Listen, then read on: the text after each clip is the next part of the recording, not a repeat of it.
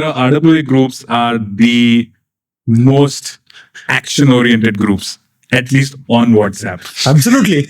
I'm a part of 30 cluster WhatsApp groups, so you can imagine the kind of fun that I'm party to. Correct. So some of the things that we look at, and what I'll do now is I'll also read through some of the WhatsApps that we had, and we'll talk about some issues.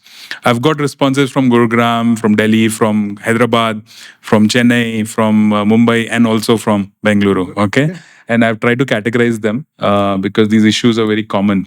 Let's start with pets. Okay. Requests to members when posting about dog poop cleanup. Is it possible to skip posting the photo? So people don't pick up the poop of their dogs, and and that's one. Then the responder will check the CCTV footage for, and you need to know your dog. 1 second, just let me get this closer a bit. Yeah. You need to keep your dog well under control. It jumped on me and scratched my thing. So why take your dog around if you don't have any control on them?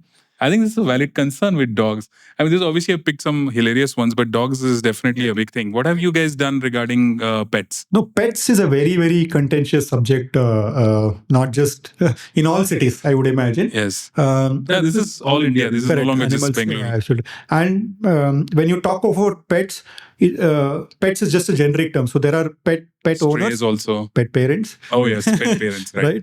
And then there are animal lovers who also care for strays. Correct. Whose new name is community animals, by the way. Okay. So, and then there are other people who are, I mean, they have a middle of the road approach towards animals. They're okay with the animals, but then there are live and let live. But there are other people who are very scared of animals, right? All of these people stay in an apartment complex. They use common facilities. They go and up and down in the lifts, etc. Poop happens, piss happens, etc. So how do you deal with this? Basically, not an easy job to do. Yeah.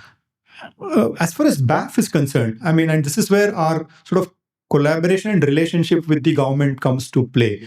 In a normal scenario, you would have expected the municipal body to put out a bunch of sort of guidelines and just sort of not have consulted anybody. When the BBMP put together the pet guidelines and the community animal guidelines, as they call it, we were in that room discussing actively and giving our feedback and suggestions. Right.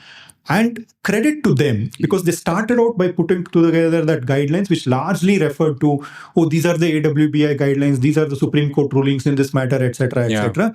So we had to tell them, saying that if you were to just put the rule and law on paper, it will create chaos. Yeah. Let's take a very stakeholder approach, empathetic approach, understand what each other's challenges and concerns are, and try to address that in a middle path manner.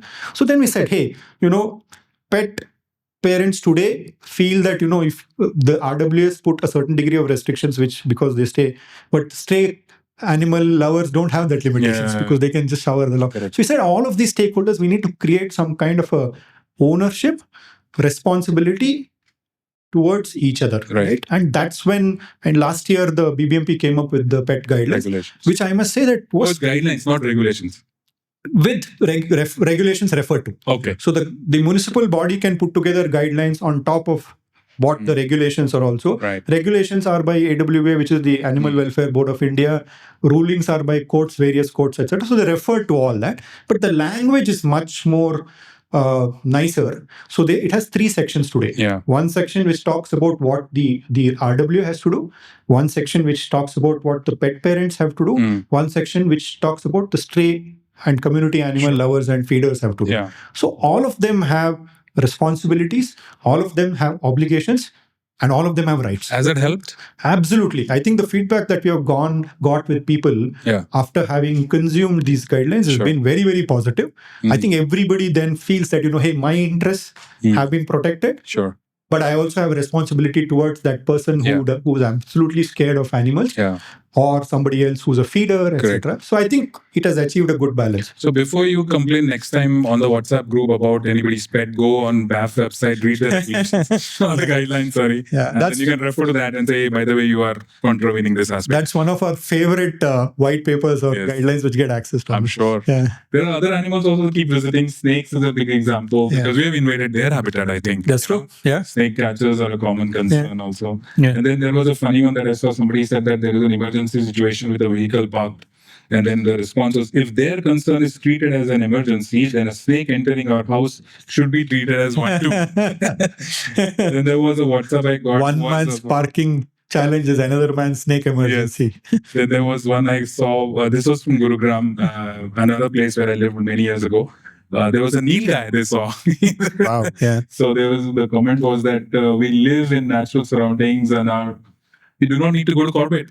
Yeah, I mean, in Bangalore, outskirts of Bangalore, especially around Bannerghatta National Park, you always hear of instances when leopards have encroached into apartment complexes, etc. Like you rightly said, I think we have invaded their territory. Right. I think we'll have to realize that.